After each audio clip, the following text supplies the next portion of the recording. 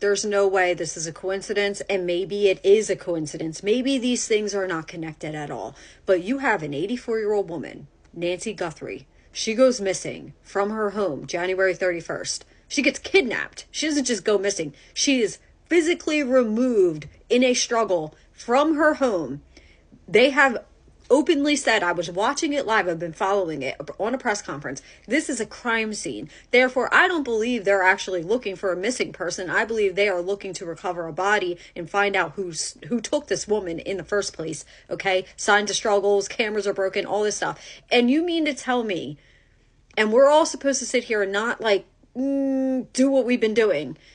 Her daughter just happens to be Savannah Guthrie, who was on the Today Show and just so happened to interview multiple different victims from the EPEP files.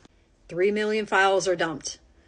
3 million files are dumped. 2 days later, this woman, this 84-year-old woman who cannot live without life-sustaining medications, a pacemaker that is connected to their phone or an Apple Watch, I believe it's a phone, doesn't have her phone with her, doesn't have anything with her. And she's just kidnapped out of her home for ransom. And this is wild. I am sitting here right now. If you search up her daughter, Savannah, search up Savannah's name in the files, this is one of the emails that come up. It's redacted, but all you see at the top is it's from NYFBI, right? And then the date on it, Thursday, September 19th, 2019. Below is a list of those we know of that were interviewed for Dateline. And then there's redactions and one woman unknown. Ready? You scroll down. Here it goes. Just wanted to give you a heads up. She's done another interview with Savannah Guthrie. In it, she said the following. 1, she was interviewed by FBI in 2011 by a redaction. In the interview, she gave the names of all the girls she helped to traffic. 2, she was also interviewed by SDNY, no time frame. 3, 2 other women also tell DOJ that Epstein specifically trafficked them to other men. And 4, there are cameras in the NYC house and others where he could watch people in the bathrooms and elsewhere. They plan to air it on today and this Friday's Dateline. Hope that's helpful. Redaction. Public Affairs, United States Department of Justice, U.S. Attorney's Office, Southern District of New York.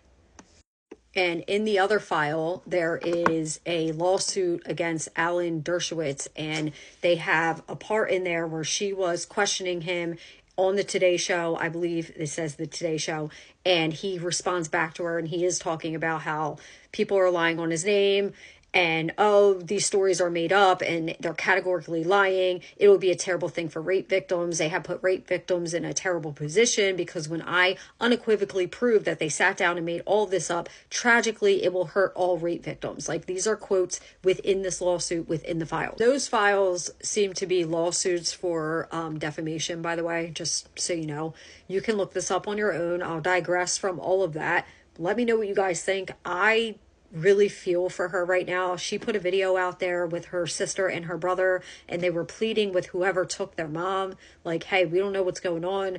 You know, we're willing to talk. We're willing to sit down, like, especially if there's a ransom involved. However, she even had to make a statement in the video saying, we don't know if this ransom letter or note or that's whatever's being brought up is real. We can't even verify if whoever took their mom in the first place is the person who's also coming out with a ransom note, because there's so much AI and there's so many scammers that, you know, and I know, the moment a story like this breaks, there are people out there who will try to capitalize on it and get some kind of monetary gain, even though they're not involved at all. With all that being said, I'm going to pray for her safety. I'm going to pray she's okay and alive somewhere. I'm praying for her family right now.